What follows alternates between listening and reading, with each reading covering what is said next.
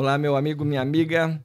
Vocês estão na companhia do programa A Esperança Viva. Prazer muito grande estar aqui novamente com vocês para nós tratarmos do assunto mais importante da nossa vida: vencer a morte. Esse é o nosso desafio, de estar sempre tratando desse assunto, porque é o assunto mais importante, porque temos que preservar o nosso patrimônio. Nosso patrimônio é fundamental ser preservado, porque é a maior de todas as bênçãos que nós recebemos do Criador, Senhor Jesus Cristo, que é a vida. E nós não podemos perder a vida, temos que realmente lutar contra nosso maior inimigo, que é a morte. A morte foi feita para ser derrotada. Nós não fomos criados por Deus para sermos humilhados por ela, e sim sermos realmente vencedores, vencermos a morte para podermos estar alcançando de Deus a maior de todos os prêmios, que é o dom da vida eterna. Temos o privilégio de poder alcançar essa bênção maior de todas, que é o dom da vida eterna, que alcançamos através de Jesus Cristo. Crendo nele, nós realmente temos essa bênção alcançada conforme ele promete. Quem crê em mim tem a vida eterna. E quero compartilhar com você um texto aqui onde Jesus está sempre trabalhando nesse sentido, que está aqui em Lucas, no capítulo 9, versículos 57 até 60. Diz assim o texto do Evangelho de Jesus, lá em Lucas, capítulo 9, diz assim: Indo eles caminho fora, indo Jesus e seus discípulos caminho fora, Jesus disse a um dos seus acompanhantes: Segue-me. Ele, porém, respondeu: Permite-me ir primeiro sepultar meu pai. Mas Jesus insistiu: Deixa aos mortos ou sepultar seus próprios mortos. Tu, porém, vai e prega o reino de Deus. Veja aqui, prezado amigo, prezada amiga, Jesus então convidando ali um dos seus acompanhantes que estava caminho fora com ele, e ele convidou esse rapaz e disse: segue-me. E ele então colocou uma condição para Jesus: deixe primeiro eu sepultar o meu pai. E Jesus insistiu com ele: deixe que os mortos enterrem os seus próprios mortos. O que Jesus quis dizer com isso? Deixe que os mortos espirituais enterrem os mortos físicos. E então, em outras palavras, Jesus está dizendo que aqui na face da terra existem os mortos espirituais. E o que nós temos que compreender é justamente isso daí. Todos nós, quando nascemos, nós nascemos fisicamente vivos e todos nós já nascemos espiritualmente mortos. Tanto que precisamos tomar muito cuidado com as crianças, né? Quando elas estão crescendo, elas precisam ser corrigidas, porque a tendência natural do ser humano é se inclinar para o lado do mal. Espiritualmente morto significa estar andando sem Deus. O homem já nasce com esse problema por causa do pecado. O pecado é uma enfermidade que está na alma do ser humano, e essa enfermidade espiritual ela é transmitida de pai para filho fisicamente. E isso é um problema que todos nós temos, por isso que a palavra de Deus diz lá que todos pecaram e todos estão destituídos da glória de Deus. Todos nós já nascemos com esse problema. Lá em Salmo capítulo 14, Deus também passa os olhos sobre a face da terra, lá narrado, que não encontra nenhum justo, nenhum sequer, todos se desviaram. E esse é o grande problema, então, da vinda de Jesus aqui entre nós. O próprio Deus, abrindo mão da sua glória, veio aqui nos socorrer. Deus, quando nos criou, ele nos amou. E ele nos criou mesmo sabendo que nós iríamos cair em tentação, iríamos pecar, iríamos nos afastar dele, mas ele assumiu a responsabilidade daquilo que ele criou. Por isso, então, ele abriu mão da sua glória, desceu aqui sobre a face da terra e veio nos resgatar. E é exatamente esse o trabalho de Jesus. Ele veio para que nós possamos nascer de novo, conforme ele disse lá para Nicodemos em João capítulo 3, nesse diálogo maravilhoso que ele trata ali com Nicodemos, que ele diz lá, né? Jesus disse para Nicodemos: em verdade te digo que se alguém não nascer de novo, não pode ver o reino de Deus. Replicou-lhe Nicodemos: Como pode um homem nascer sendo velho? Pode, porventura, voltar ao ventre materno e nascer segunda vez? E Jesus respondeu, em verdade, te digo, quem não nascer da água e do Espírito não pode entrar no reino de Deus. O que é nascido da carne é carne. O que é nascido do Espírito é Espírito. Não te admires de eu te dizer, importa-vos nascer de novo. Então veja aqui, prezado ouvinte, esse é o grande ideal de Jesus para a nossa vida, nascer de novo. Nós entramos aqui mortos espiritualmente, mas nós podemos vencer a morte, né? Conforme Jesus disse lá para aquele rapaz, deixe os mortos espirituais enterrar os mortos físicos, vai você e prega o reino de Deus. Então, se você já compreendeu que pode nascer de novo, que se você já compreendeu que crendo em mim você nasce de novo, você pode viver eternamente. Então você vai e prega o reino de Deus. E o reino de Deus é mais importante do que o reino terreno. O reino terreno ele é passageiro, mas o reino espiritual ele é eterno. Então as exigências do reino eterno são mais importantes.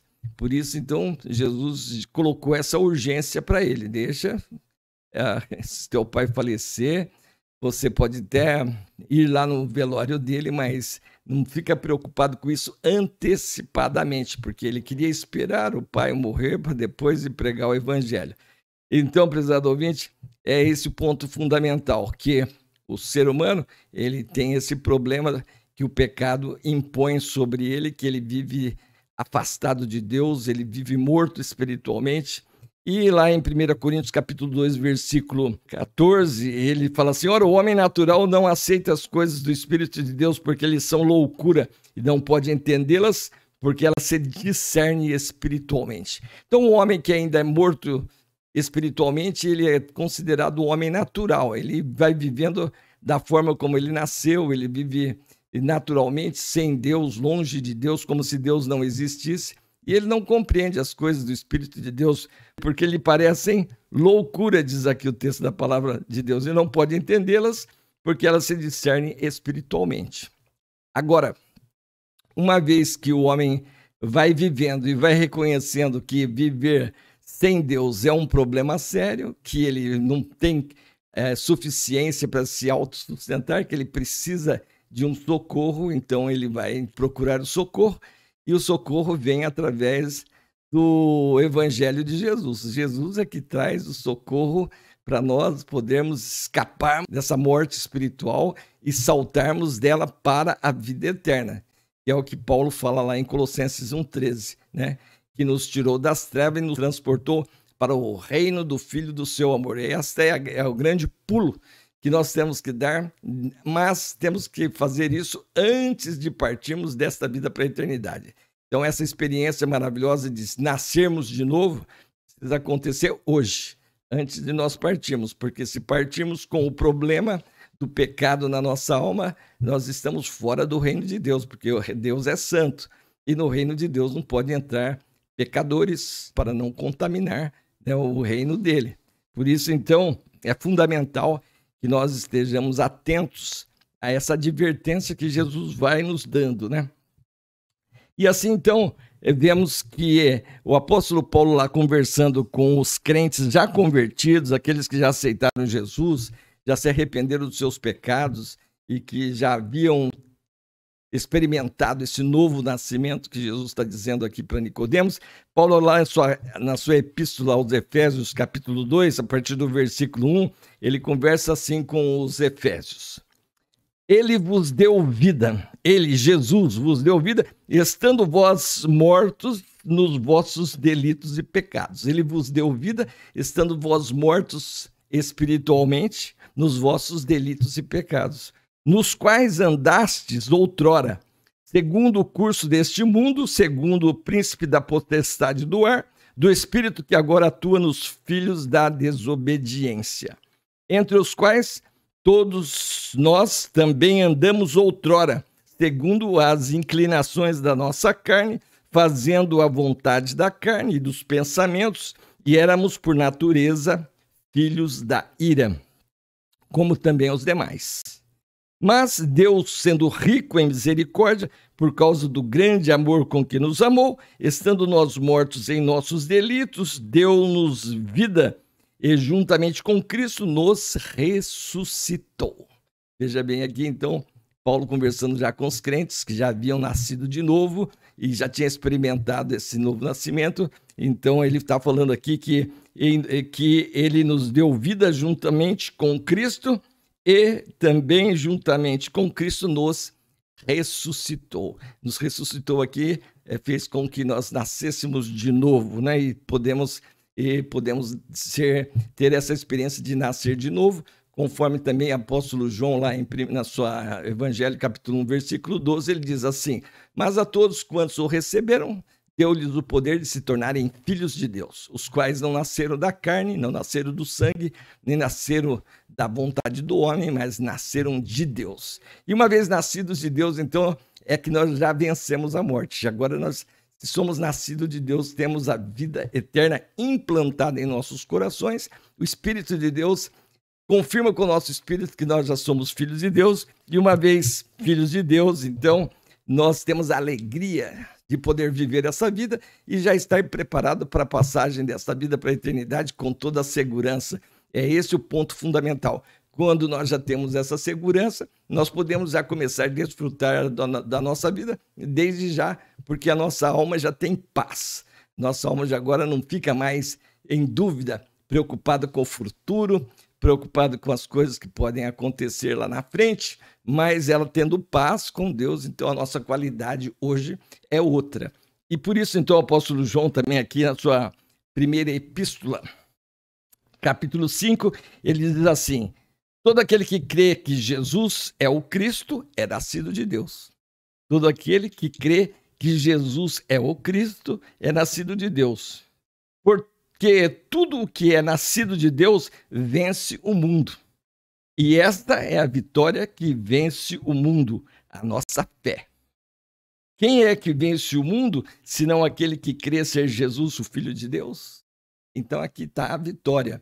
A palavra de Deus, ela sempre está nos indicando o caminho para onde nós devemos dirigir a nossa fé. A nossa fé deve ser dirigida única e exclusivamente na pessoa de Jesus Cristo, aquele que nos amou e foi lá na cruz sofrer a punição dos nossos pecados. Jesus morrendo ali na cruz, ele estava cumprindo exigência da lei divina, não aqui dos homens.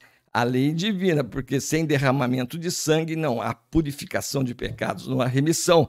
E é esta a vitória que Jesus Cristo nos dá quando nós aceitamos Ele como nosso único e suficiente Salvador e Senhor. E Jesus então faz a seguinte promessa lá em Apocalipse 2:11: o vencedor de modo nenhum sofrerá dano da segunda morte. O vencedor de modo nenhum sofrerá o dano da segunda morte. A segunda morte é a condenação eterna. Por isso, então, vale a pena, prezado amigo, prezada amiga, você está prestando bastante atenção nas instruções de Jesus, porque esse é o objetivo de Jesus, dar-nos vida eterna.